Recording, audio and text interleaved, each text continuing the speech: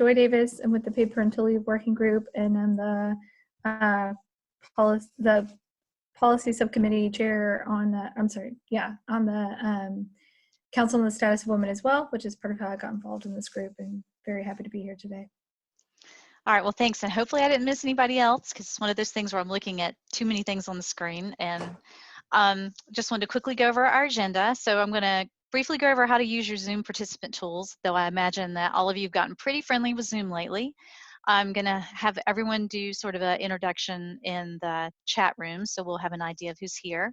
And we want to talk to you about the policy that we've worked on, the paid parental leave policy, so you have some understanding of the issues that we struggle with and the things that we think made us successful in that process. We're going to break down the steps of what we did to make that happen from start to finish. And we also want you to think about a policy or a procedure or something that you want to change and how you might follow our process to make the change that you're interested in making.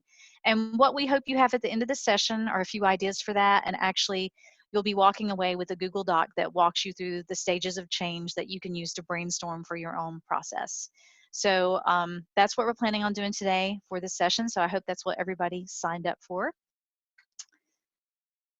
To talk to you about the participant tools that you're seeing. Now, sometimes you have to take your cursor, your mouse, and roll it over your screen a little bit to see these different controls that you have, but you can mute and unmute yourself. You can turn your video on and off in that lower left-hand screen usually. And you might just want to do that if you're typing or have to step away. Feel free to start and stop your video. If you want to see the other participants in the room and use some of the participant tools, so you can give a thumbs up, thumbs down, anything like that, you can click on participants, and you can click on the chat room. That's where we're going to do most of our interactions today, to have you toss things in the chat room. And I think those were the main things I wanted to point out in the participant tools. Now, if you have a question as we go along, if you have anything in the tools you need help with, feel free to go ahead and type things in the chat room, because we're going to have several of us, when we're not actually presenting, we'll be monitoring that. So feel free to engage with us the entire time through that chat room. And you get your first opportunity to really engage with us now in that chat room. I didn't realize my screen hadn't switched around the tools, but hopefully everybody got a good look at your tools there.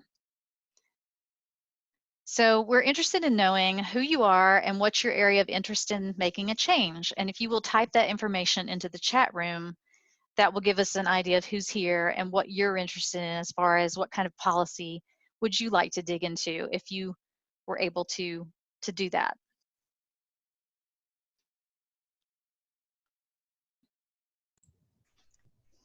Can I add a quick note onto that too, Donna? Oh, absolutely. We're hoping that that chat will also allow y'all to network with each other. You might be thinking about a policy or some work you're looking to do, and you might see a peer or colleague that's also in this session that has the same interest. So afterwards, you'd have the opportunity to maybe connect and think more strategically together about how you can work through creating a policy change.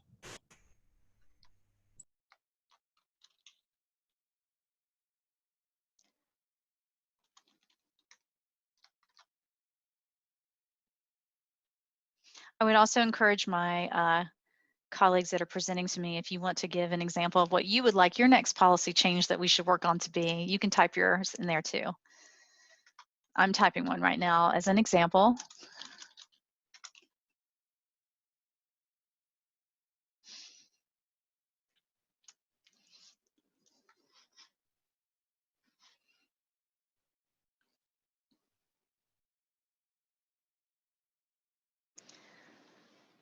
And we appreciate you all sharing these with us.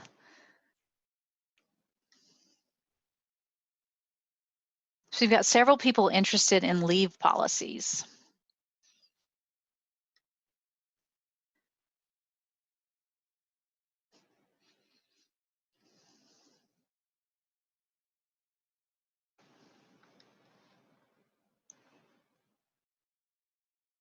And as you're looking at that, like Lisa said, take note of your colleagues, whether they are on this campus or other campuses, and think about who you might reach out to work together on policy change, because not to give away all of our stuff as we go through this early, but you do have to be collaborative and work with other people to get these things done.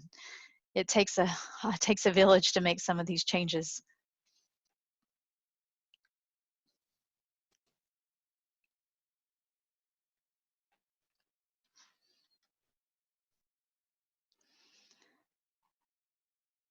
All right, thank you for those of you who are willing to share those and keep mulling over those. We are going to have you do a little activity to capture some of these changes that you are hoping to make.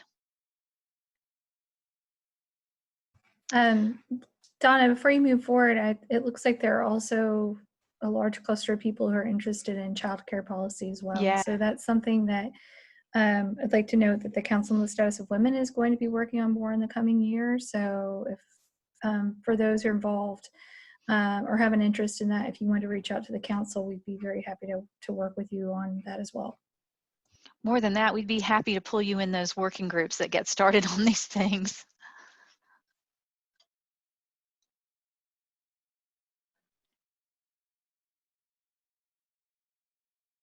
All right, so we appreciate you sharing, and as you think of things that you'd like to work on as we move through this session, feel free to do so. We wanted to start giving you some of the background of where we started. I'm going to turn this part over to my colleague, Jonathan. Hi again. So yeah, the big question for us when we were looking at this was paid parental leave. What are the options here?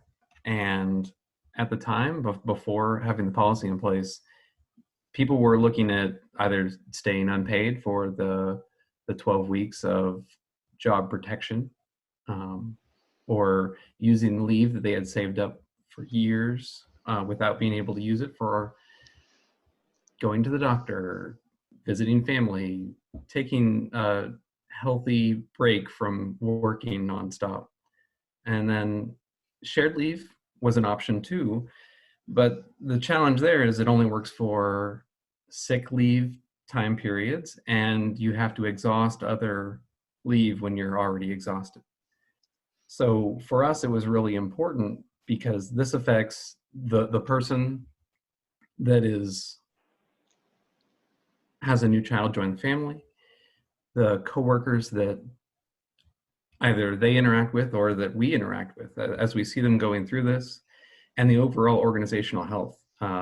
Just the way people interact with the department and being able to come back both happy and healthy, and having that be a successful process as a business, as an organization.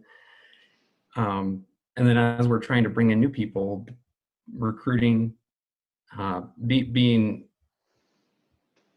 competitive with the other organizations that are in the area, being inclusive by not just saying, oh, well, this is maternity leave, this is only for the birth mother. There are lots of people who are in all kinds of different situations. And so approaching this from a parental leave perspective makes it so that we're not excluding people who shouldn't be excluded. We're making sure that everyone who's involved in taking care of these new additions to the family are included, are treated equally as much as possible. As far as our timeline, we started this in, I want to say, late 2015. I was part of a HR training course, and this seemed like a good opportunity for us to make a change on campus. I don't think we ever expected it to become a real thing. And at the end of our presentation, it kind of went on the shelf. Other groups on campus came together, and they were talking to real people, talking about real change, and they found us. They included the research that we had done as part of that HR training course, and included us in the process. And so then we're giving presentations, first at the university level and then to system groups, as we realized we can't just do this at NC State. There's a lot of other groups that are involved. And each time we're getting more support and seeing that going up to the next level, talking to more people that have broader reach, that we can really make this a reality. NC State had this as one of their legislative priorities. Unbeknownst to us, the conversation had expanded to the point where they included this and didn't even give us a heads up, which is fine with me. It was just interesting to find out. And when we were able to put together a recommendation and have it be elevated from the staff senate, staff assembly levels all the way up to the system president, it was sitting there on their desk. And we had the fortunate event that the governor's executive order came through to affect the executive offices that report to the governor. And then it was sort of a bit of a waiting time for us, as we knew that our recommendation was sitting in front of the system president. And they announced the date that the Board of Governors was going to meet and vote on the proposal and then have an implementation period. And even after it was approved, we knew that it would take some time. Campus, NC State moved very quickly to implement it as a policy, but others, other parts of the system, they had a timeline they had to meet. But it was interesting to see how even after it had been approved, it was being implemented at different times at different locations. And Jonathan, from ideation to policy change, 4 years, right? About 4 years? Yeah, 4 years. It's pretty much each bullet point as you go through is a year or so. The last two are a little bit closer together, and I think that just shows how it snowballed near the end. Mm-hmm. All right, thank you very much. So underpinning all of this stuff are some theoretical frameworks and of change management and change and process. And Joy is going to talk to us about those. Yeah, so as all this is going down, me being a policy nerd, I was thinking back to like the theories I'd learned in the MPA program at NC State. And one of my favorite theories I think fit really well. There's a lot of theories out there in terms of how policies get made, but one of my favorite ones is the multiple streams framework here by Kingdon. And essentially the idea is at any given point you have a policy stream, a problem stream, and a politics stream. And when the window of opportunity opens up at just the right time, those pieces can come together, and that's when you see clear policy change. And I think that thinking about what Jonathan just was discussing, this is a really good model for what we experienced, because we saw that there was a problem. There were opportunities to put policies in place, not only because of what was happening at NC State, but what was happening at many other businesses in the area that were competitors. They were putting pay parental leave policies in place. And then the politics of the UNC system, and then ultimately at the state level came together so that we were actually able to open that opportunity window and have all these pieces work at the same time, so that there was the will from a political perspective to actually act on what for a while we had known was an issue and where there was a need there. And so one of the other theories and frameworks I just wanted to note, and this goes back to what Jonathan was saying about the implementation piece. So there's a model called the 5 stages model of the policy development cycle. It's essentially a conglomeration of many different similar theories that have been out there for a while. But this sort of synthesizes it. And the idea of that is from start to finish, you have the cycle from idea, so to I can't even, it's quite small, so I can't read it right now on my screen, but seriously, you have like the formation to the adoption to the implementation, then evaluation, and then gender standing is what starts all of that, and then also loops back around. And so it's the idea that even once a policy is implemented, there are still phases that need to be there to make sure that it's actually being acted on and put in place. And so that's, for this particular policy, is where we're at right now. As Jonathan mentioned, just because the policy is there doesn't mean that we're stopping the conversation in our work. And we'll talk a little bit more about that as we continue the conversation today. So of course, we are a university that believes in think and do. And we did some thinking and some doing and some thinking. And when we thought about what we did and we thought about the models that were used, we came up with this prospect model of change, where you have a position, you do the research, you organize, you have stakeholders that you identify, you have to recognize the politics, you have to engage with other people, and you celebrate your progress and you think. And what we want to do is, using the paid parental leave model, walk you through this prospect model of change. And I want to make sure that I'm clear that this is not linear. I don't think any model of change is linear. It can't be, because people aren't linear. Life is certainly not linear. And you're going to find yourself taking a step forward and 2 steps back. It's then going around in circles at times. So wanted to just let you know that's kind of how we're framing our model. And also just reminding you that you're welcome to drop questions into the chat room as we go along. So with this particular prospect model of change, you start with a position statement, and Joy's going to talk about that. Yeah, thank you, Donna. So this was the first NC State paid parental leave position statement. Again, as Jonathan mentioned, we were able to sort of elevate this and enlarge it and get it to additional audiences, where ultimately it became a UNC system policy that looked quite similar to this. For those of you who are familiar with the current paid parental leave policy of the UNC system, we have 8 weeks of paid parental leave. We advocated very strongly for 12, which is why that is here and was in our proposal. But that, again, goes back when we start talking about ongoing advocacy. That definitely fits in there. So just want to break down the idea of a position statement. So this is sort of your thesis of sorts, if you want to think of it that way, for the policy, and your main core message of what you're saying you want to accomplish. It looks like we have a chat pop up for those of you who are monitoring. That was me saying, I apologize for the beeping noise. That was my headphones no dying. worries. Please Okay. keep going. Yeah.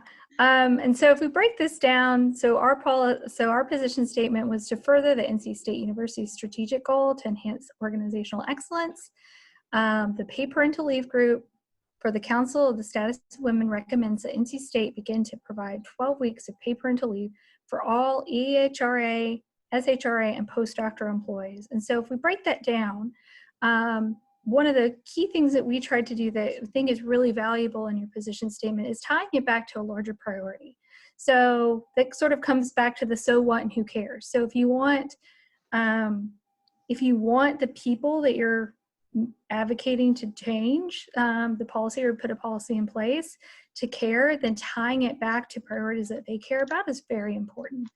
And then also that comes to who are we asking to do it and who's involved in this, being clear about that. So in this case, we're saying, this is where we're still at the NC State level. So we're saying we want NC State to do this. We want NC State to act on this, because that puts the ball in somebody's court so that you can then follow up with them and they realize that you want them to be a part of that conversation. And then the other piece from here is, what is the policy scope? So I know, especially when I was thinking about when I was younger, before I got a little bit hardened by the world per se, I was like, oh, I have all these ideas, all these ways I want to change the world. Oh, let's do all these things, right? But the more I've gotten involved in the policy and policy work, the more I've realized that being very clear about the scope of what you want to change here and now as sort of a first incremental step to wherever big place you might want to go is really important. Because if you try to ask people to bite off too much at once, then what you're asking to be or what you want to be ultimately accomplished may never happen. So in this case, we try to be very clear about our scope, and it was to provide 12, explicitly quantifying it, 12 weeks of paid parental leave for all EHRA, SHRA, and postdoctoral employees. So we could say who was within that, so it's accomplishable, and then that also helped guide our research that we'll talk about in a moment as well.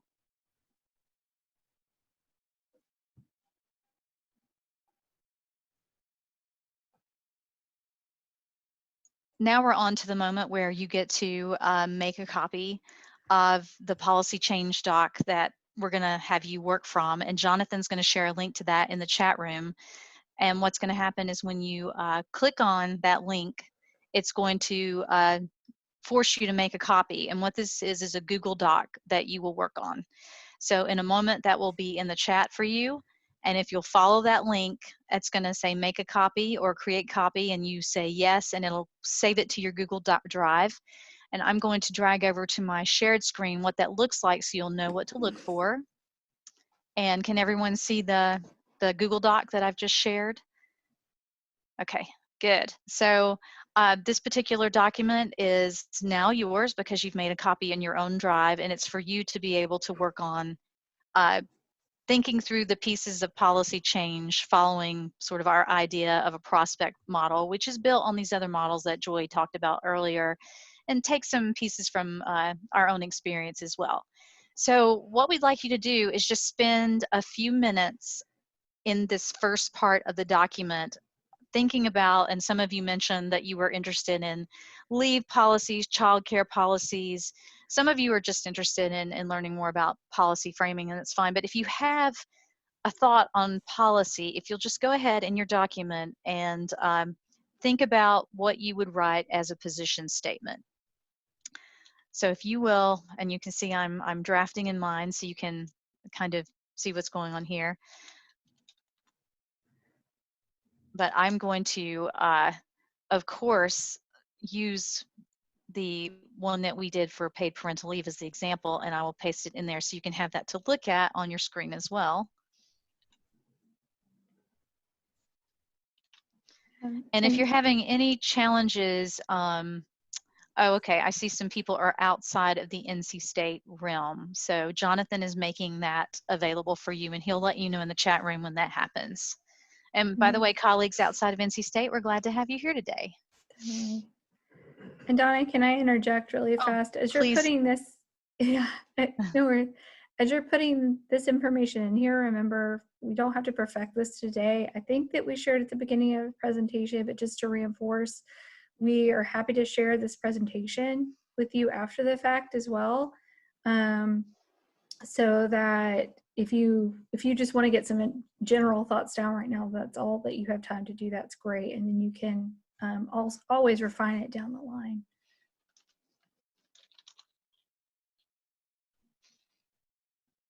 If nothing else, just capture your, as Joyce says, your big idea here if you have one. And I'm just typing in some pieces of the threads that I saw in the chat room about time, about for the things that people are interested in, the childcare and other pieces. So like I said, we're not going to go through, like if we had a long time for this workshop, we're not going to have you like get in groups or work it out today, but we want you to have this as a takeaway where you can start working out the pieces of this and refer back to it. So we're going to keep referring back to this document, and we're going to reference this form, but you're not going to really do activities with it just because of the timing that was compressed today from our original plan for this particular workshop. For those colleagues who are outside of the university, were you able to get a copy? If not, could you let us know in the, okay, perfect. Great, because we do want everybody to have this as a takeaway from today. And we hope that this is a helpful model for you to use moving forward. So keep working on those position statements. All right, so we're going to keep moving along with our thoughts on the presentation, and Joy's going to talk to you about research. It might help if I unmute myself. So as I mentioned earlier, some of what we ultimately ended up putting into the position statement was actually based on some preliminary research that we did to understand what was realistic, what was pragmatic, what could we actually make the case for, and that's where the 12 weeks came from. And looking at our peer groups, and also eventually we looked even further beyond that to look at private sector companies that would be competitors for NC State as well to make that case. So we started out with some preliminary research to really understand the problem, and then as we developed our message, we gathered additional research as we realized that we needed. And so you can think of the research piece as being sort of this tree concept. So the leaves. So what problem do you see facing the community, your community facing? What are you hearing is an issue? In our case, that we heard that people, even though they were able to take PTO, for example, when they were out for maternity leave, were really struggling to have any leave after that. And in some cases, the PTO did not cover it. So that was a big challenge where we saw the need for paid parental leave. And then in the trunk, so what structures, practices, and policies institutionalize the problem? So you can think about the environment that supports the problem. So why is the problem persisting? Why is it challenging to change the problem? And so for us in that case, it would be how leave is earned and the systems, the benefit systems in the place at the university related to how leave could be used, and just having to take leave in the first place, quite frankly, instead of having a paid option. And then from there, what are the roots? What are those underlying like historical, social, and economic root causes of the problems? So why do these structures or policies even exist? So in this case, I think this is really key because this ties back to, again, sort of making your case and also being politically sensitive about the messages that you're putting out there when you're sharing your research and your advocacy. So you should think about the challenging structure and cultural factors listed kind of in the root section. And so the idea is if you only address the leaves, then you'll just create Band-Aid solutions. So temporary solutions, as opposed to getting to really some of those root causes and being able to make long-term change. Does anybody else in our group have anything to add to that in terms of thinking about that? I think that was great. Okay. I did, Joy. I just wanted to add that we spent a ton of time researching the policy. Right. It was of who had control of what. And right. And every time we thought we had it figured out, we didn't. Right. And that, I don't know if that can be overstated, that especially in a university environment, but not exclusively university by any stretch, there's just so many complexities. And that was one of the first things we were asked to explain when we presented is, well, who actually does have, even the people who had control didn't necessarily understand what they had control over, so that was a really big piece that we needed to be authorities on, but we weren't at first. We had to do a lot of work. Right. And yeah, that's a great point, because I think that goes down to digging to the roots, right? So we understood the initial problem, and the more we dug, the more we realized the complexity of it, and then need to do additional research there to really dig down to accomplish what was needed. So, and thinking about that, here are some of the questions that we think are beneficial in terms of thinking about the research that you need to do. They were helpful for us. So what are the current policies related to your issue within your organization? And then what are the current policies that are related to your issue external to your organization? Who has authority to change or create the policy? That goes back to some of what you were saying, Eva. And what do other similar organizations do? So in thinking about how we addressed these questions regarding the paid parental leave policy, one of the first things we did was to learn about the current HR policies inside and out, as Eva mentioned. And once we thought that we knew the answers to some of those questions, sometimes we realized that was wrong. Sometimes you get one answer from one group and another answer from another group. So then you really need to dig down further and be able to reconcile that. So I think that's one of our lessons learned is, you know, don't take an answer that you get as gospel truth. Realize that some of the things that you think that you know may change, and that's not abnormal, because policies are complicated things and they often have many layers and many years and attached to them, and so digging through that is normal. We conducted a lit review on relevant studies, and so that would be sort of, you know, traditional academic studies as well as gray literature. What did we know about the benefits of paid parental leave, and the disbenefits of not offering it, that we could use to sort of lay our case for why this was something that people needed to listen to us about at all before they even heard our argument, or our larger argument. We inventoried the policies of other UNC system schools, because we knew eventually we wanted to elevate this up to the UNC system.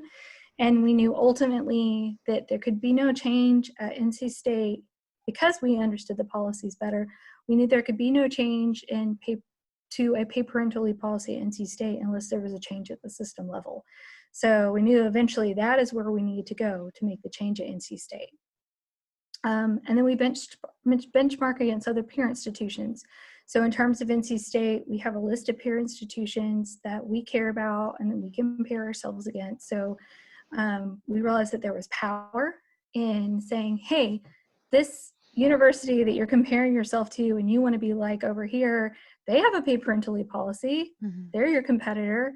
And for the same reason, that's why we eventually started looking into private sector organizations as well, because it really helped strengthen our case. We found that in talking to leaders initially, they did not care as much, unfortunately, some of them, about the benefits from a human perspective that paid parental leave offered. What they were caring about more was retaining,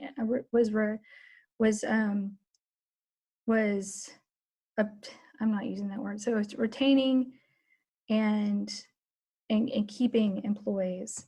And so we said, okay, we can make an economic case for this. And that's why we went further and looked at the policies in the private sector as well. So it really was deep, and we continued the research, I would say, as we got more and more questions to the very end. So that was an ongoing process. So yeah, you're right. We never stop researching, and I think we still are digging into that, because from my perspective as someone who runs a technology shop, I'm like, well, SAS gives 16 weeks of leave, and this company gives this and that. So I don't think we're finished quite yet with what I would like to see happen. But, and I see Eva giving a thumbs up. But we got to start. But I think you have to keep doing your research. And just a reminder, you know, you've got that document now, that takeaway document, and there's a place for you to think about the research you're going to have to do, the places you're going to have to compare, what the change you want to see to, and take some notes on that. So take that away and work on that. But we'll keep moving along in our presentation. And we're going to talk about organizing our policy team. And I do believe that Lisa is going to talk through this part. Yeah, so none of this work was done in isolation, and it's really crucial as you're thinking about your policy change to think about who you have on your team. So I'm going to take a little time to talk about who made up the paid parental leave group, and then also provide some important things for y'all to think about when you're starting to craft your own teams. So for paid parental leave, there was already this pre-existing group on campus, the Council on the Status of Women, that had some had a sphere of influence, right? So we had access. We had access to upper level leadership who we could report to, question, and really push and challenge a little bit, right? So we had some other folks from across campus, Eva, for example, who came to the Council on the Status of Women to help to mobilize that organization to help take on this issue. In addition, Jonathan mentioned earlier as well, there was also parallel work happening around paid parental leave on campus. So Jonathan was part of the Human Resources Pathways program, and Jonathan, as well as a number of other colleagues from across campus, had already started doing the research. So we were able to connect the work that had started, as well as the desire to create change, to begin to pull different folks from across campus together. When we started meeting, we also recognized we needed to make sure our group was representative and we had the right people at the table. So we're talking about policy change. How do we make sure we have a human resources representative as part of our team?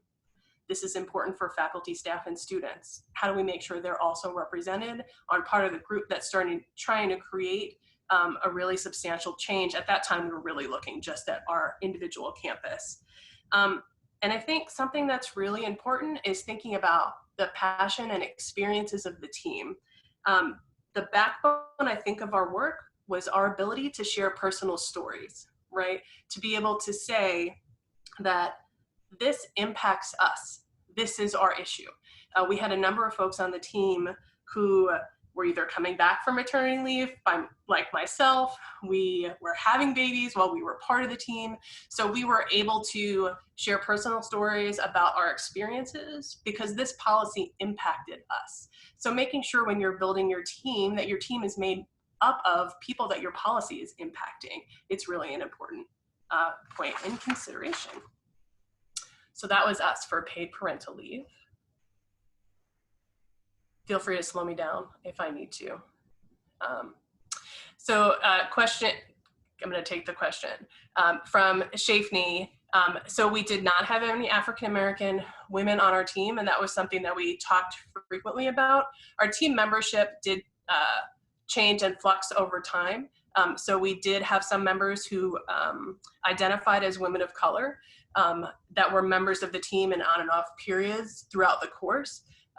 But the policy group was also part of the larger CSW, which is a little bit more representative of the team. So that was definitely a gap, and a gap that we talked about frequently in our work throughout. So thank you for asking that, because I think it's a crucial question and probably one of the gaps for us continuing period through this.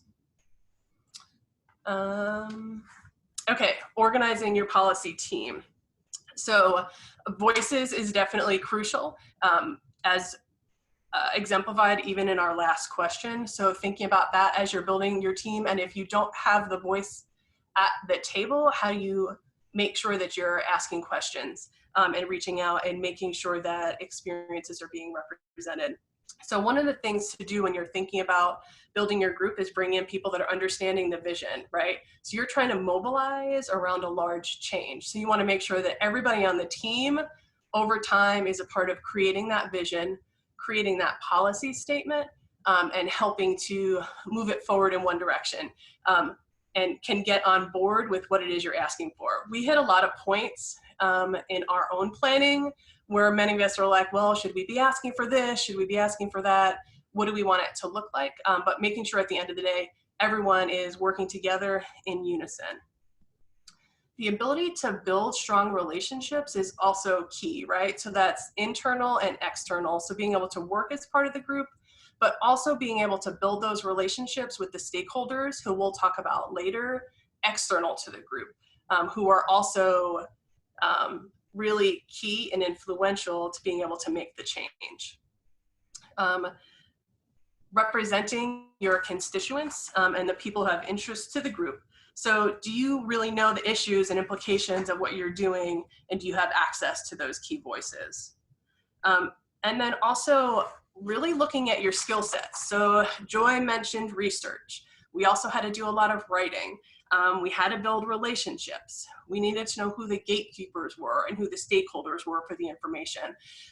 So all of us played different roles and different parts as part of the team, and were able to chip in and jump in at multiple different times. Like I might have not been the key research person, but Joy was, right? So we were able to lean on and with each other throughout the process. Lisa, can I add something real fast? Yep. I just wanted to mention that there were people on our team who weren't parents and weren't personally affected by this policy. And I found their voices to be really important. For example, when we presented to the whole staff assembly for the UNC system, and there were people speaking out and saying, this matters to me as an employee, that it's for the wellness of our whole institution, and it's for the wellness of people I care about. And that, I don't know, it kind of, to me, broadened the pitch beyond, it should be sufficient to say, it's important for some people, but it isn't always sufficient for everyone. And so to make that pitch even broader and say, this matters to all of us, even those of us who aren't directly impacted by it. And I think the best policies ought to have that case for whatever the policy is, that it isn't only about the people directly impacted, but that at its best, it would make things better, broadly speaking. So I found those voices important. I think that's important to share, and I appreciated that we had colleagues who didn't see it as a not my problem because they didn't have children, because they understood the bigger picture impact for the entire campus community and just the welfare of individual people and the people that they work with and employ and are managers of. So I think that's a great point to make. So keep in mind on your document that we've shared with you, you have a place to go in and write who do you need on your team. And it's everyone from the person that can do the research to the speaking, the person that's connected to a certain group. So you have to really brainstorm and think about the different people that you need on that team to help you get through this process, because it's really important to draw on everyone's strengths. And then you have to be able to take those strengths and talk to those stakeholders. And Lisa's going to tell us all about stakeholders. Mm-hmm. We had so much fun with this part. Well, we had a lot of stakeholders, right? So we're defining that here as individuals or groups that have an interest in any decision or activity of the organization.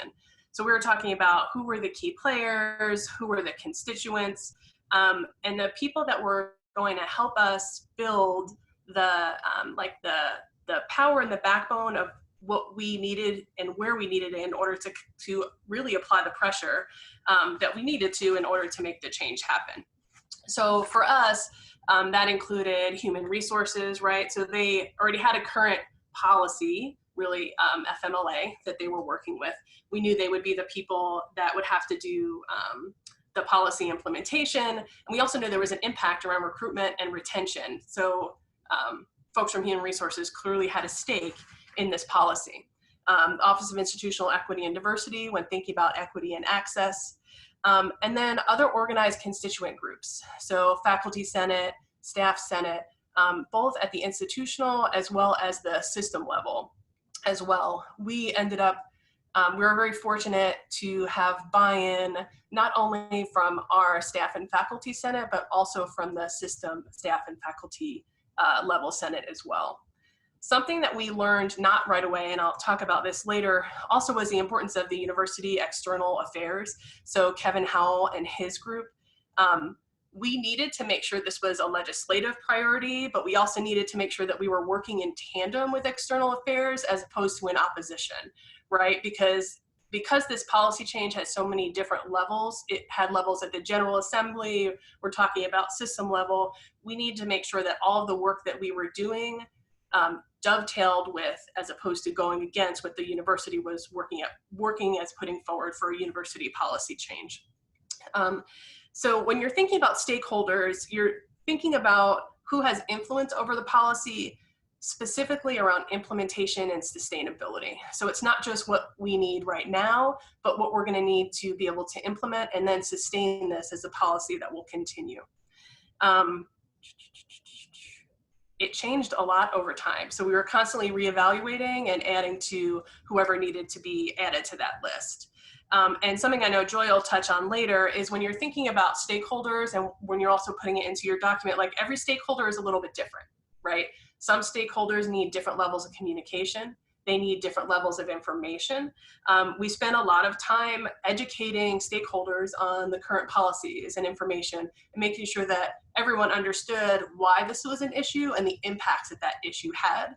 And that was probably the core of the majority of maybe, well, really all of our work ongoing. It was constant education, re-education, and communication.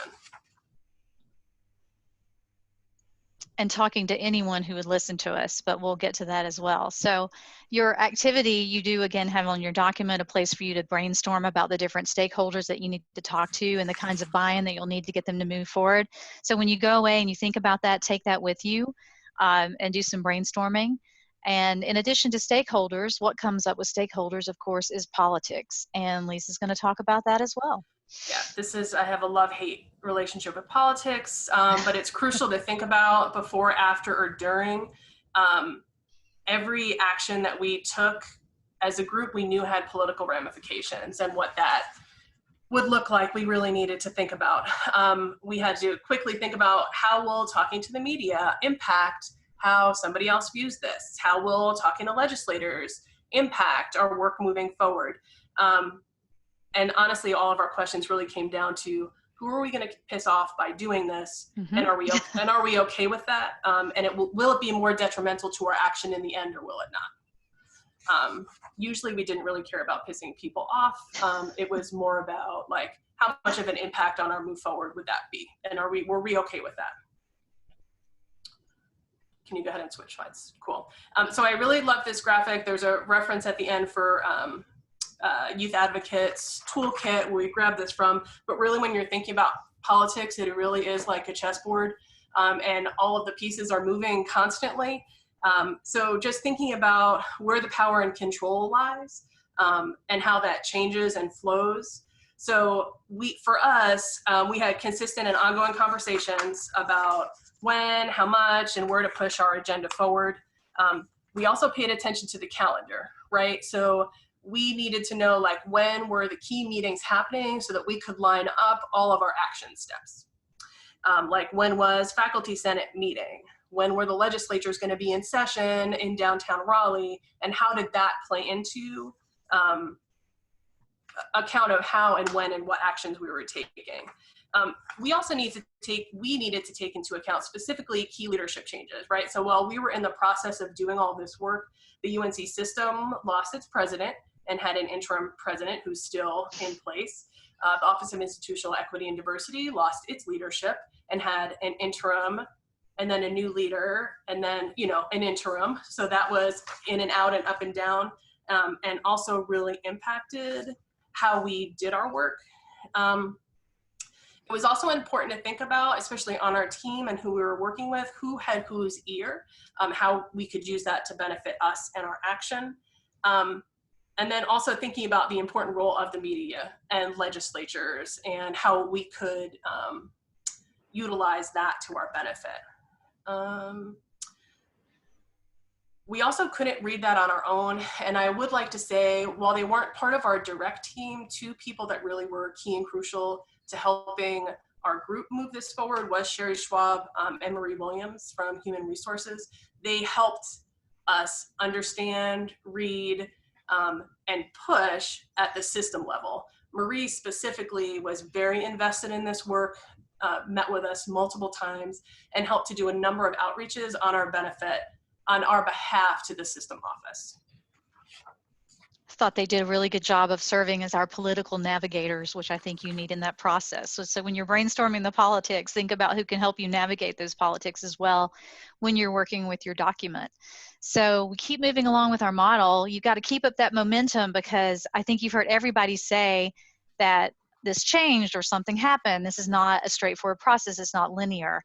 And Joy's going to talk about this. Yeah. So yeah, in terms of engaging, we think of this as being how you really keep that momentum up. So every opportunity that you have to communicate your message, do it. I think that customizing your message to your particular audiences that you're speaking to is really important, and thinking about those political sensitivities as well that Lisa just referenced. But ultimately, how you communicate can determine your success or failure, especially from the beginning. That's why that position statement and doing your research up front is so important. So outlining your key audiences can help you make sure that you're covering all your bases in terms of communication, and also being politically sensitive with those audiences. You want to consider your available resources and be strategic. So as Lisa mentioned, we looked at what network do we have and who can connect to those people. In terms of connecting to some of the administrators, Eva had those existing relationships. So Eva was the person that reached out to some individuals on campus that we needed to network with and started getting in a conversation. Lisa had the connections with people like Sherry Marie, and so she was the person that did that. So we really tapped in our network, and then tried to be smart about the timing of when we spoke to these individuals and pulling them into the conversation. And then keep it going past the finish line. So even up until very recently, even though the parental leave policy was approved and NC State was moving forward and implementing it, at NC State, we were the first school to do that. Very proud of that. There was a task force that was involved in actually shaping what that implementation would look like and what that process might look like for people who might use it. And so we stayed in conversation on that. We're part of that task force and are continuing that conversation, as I mentioned, about 8 weeks is great, but 12 would be better. And also including into groups that were left out, like postdocs. Postdocs are not a part of this policy, even though we advocated for that. So, you know, bringing up that conversation, why is that? How can we help with that? Is there an opportunity for change? And I just want to make sure I'm not missing anything in terms of our actual approach with this.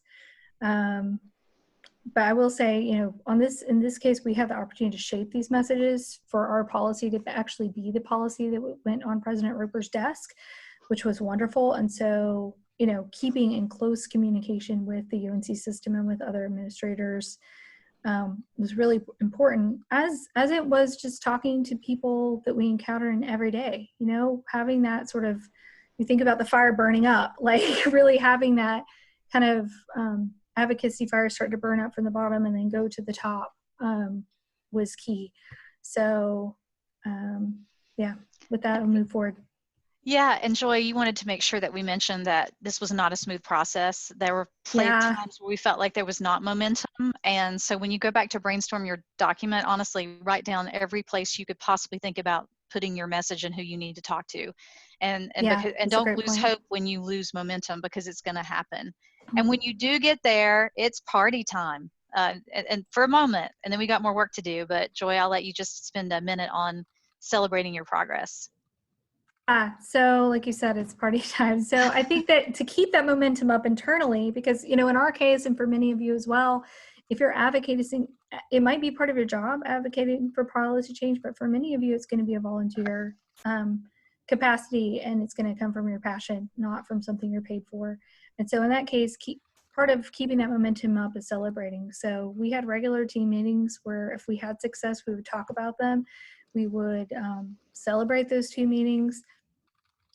We, at every opportunity, showcased what we had accomplished. And then, you know, in our case, we were able to connect with the chancellor who had us over at his house to celebrate, which was the picture you saw earlier.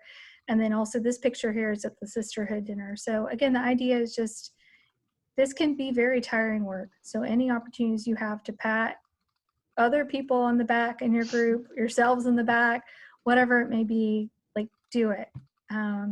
Yeah, and on your document, write down all the ways you're going to party when you get what you want, or at least part of what you want, because you've got to find wins in this, because like you said, it's volunteer work, it's exhausting. Yeah, and to add to that really fast, just like in any other work, you know, think about what people need to keep going. Mm-hmm. Some people don't need to be recognized. Some people just need to feel like they're moving forward. So think about the people at your table and what they need to celebrate. It's very true. And then, speaking of think about what you're going to do next. You have to ask yourself, did you get what you wanted? And the answer is, sort of. We got a lot of things. And then you have to kind of slow down a minute, because they're like, Donna, you're moving too fast, or you're moving too fast. But if we didn't get what we wanted, what do we do next and why? And so when you're thinking about that, we're thinking about that, like postdocs need to be addressed.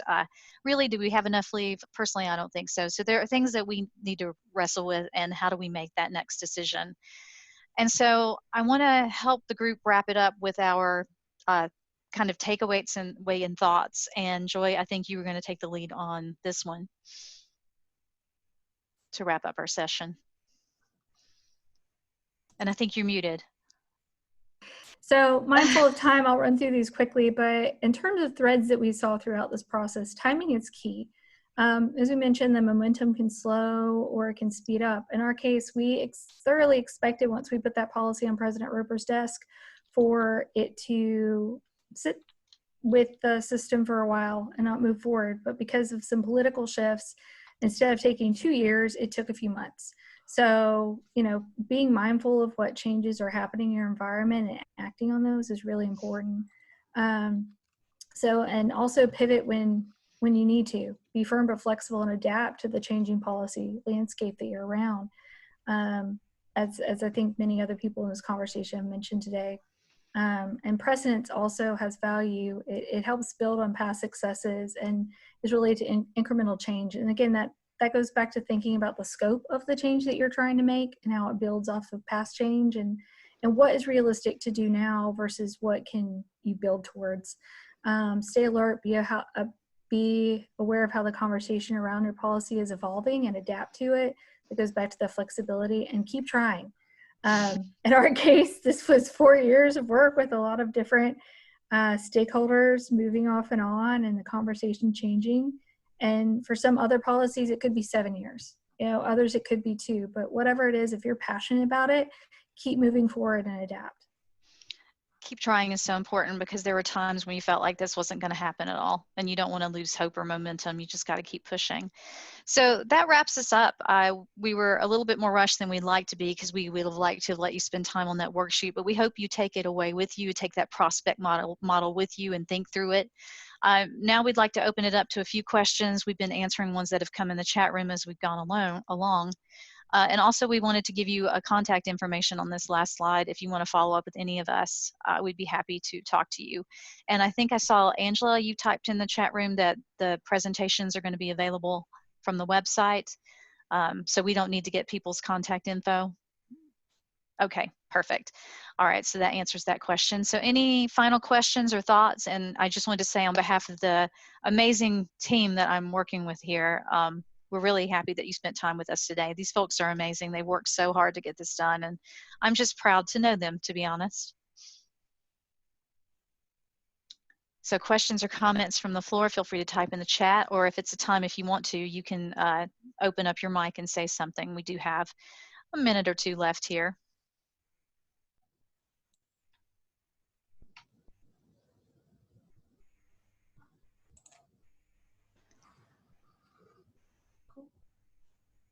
All right, well, we certainly appreciate, again, you spending your lunchtime with us, and we hope that you'll go to the Symposium website and get a copy of the presentation. Again, feel free to follow up with any of us for the questions that you have, and we would like to thank you again for your time today, and also wish you the best of luck in moving forward with your own policy change, because it takes some change makers to change the world, one policy at a time, right?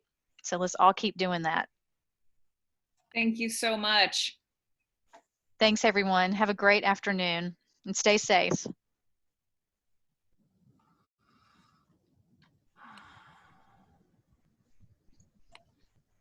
Thank you to everyone. Thank you to our presenters. That was wonderful. I enjoyed your prospect model, and I love Barry.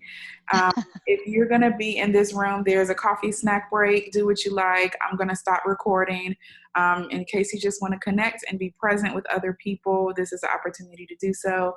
We'll start back up with the student roundtables at 1:30, which is a closed session. Poster presentations also at 1:30. There's another link to log in for that. Thank you, everyone.